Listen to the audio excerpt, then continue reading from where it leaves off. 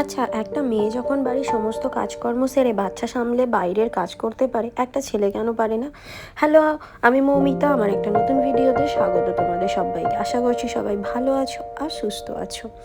চলো তাহলে আজকে ঘরটা আমি একটু ক্লিন করতে চাইছিলাম। বেশ কিছুদিন ধরে দেখছি পাখার হাওয়াটা একদম কমে গেছে।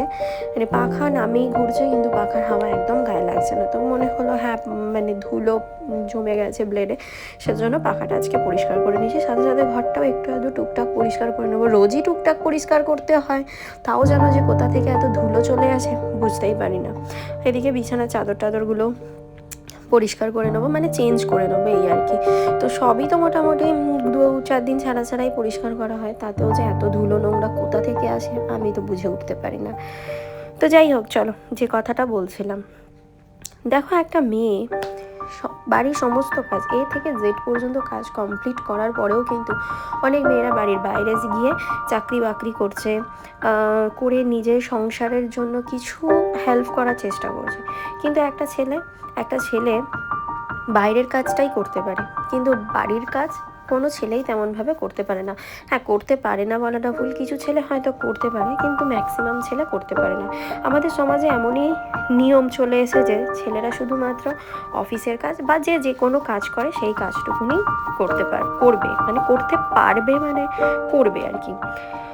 বাকি কিন্তু কাজ কিছুই করবে না। যদিও বা কোনো ছেলে যখন কোনো মেয়েকে হেল্প করতে যায়, তখন কিন্তু উল্টে সেই ছেলেকে কথা শুনতে হয়, হ্যাঁ তুমি বউয়ের যেমন বলে যে বউয়ের কাজ করে দিচ্ছে, এরকম কথা।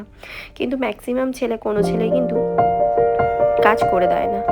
কিন্তু একটা মেয়ে ঘরের যাবতীয় কাজকর্ম করার পরেও কিন্তু নিজের পায়ে দাঁড়ানোর জন্য আপ্রাণ চেষ্টা করে। তার মধ্যে কিছু মেয়ে কিন্তু নিজের পায়ে দাঁড়িয়ে দাঁড়িয়ে সংসারের জন্য হেল্প করে, সমস্ত কিছু করে। মেয়েরাও তো অসুস্থ হতে পারে, তাই না? তখন তার ওই সংসারটাকে দেখার মতো কে থাকবে? কেউ তো নয়। তো ছেলেদেরও তো মেয়েদের সাথে সাথে কিছুটা কাজকর্ম শিখে রাখা দরকার। আর এদিকে দেখো, এই মেয়েটা ধপ করে এসে শুয়ে পড়লো।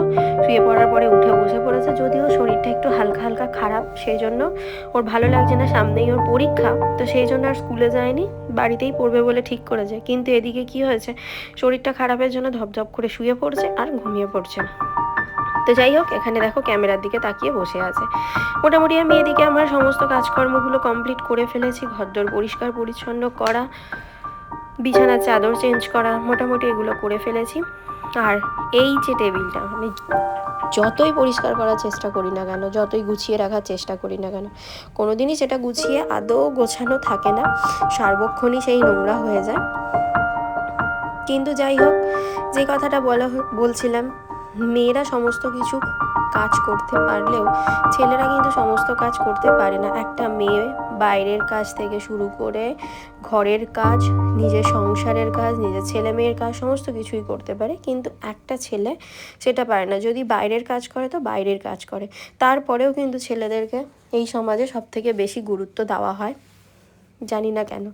তো এদিকে দেখো, আমার ঘরদোর পরিষ্কার কমপ্লিট হয়ে গেছে। ঝাঁটফাট দিয়ে নেব, দিয়ে এদিকে একটুখানি মোছামুছিগুলো করে নেব।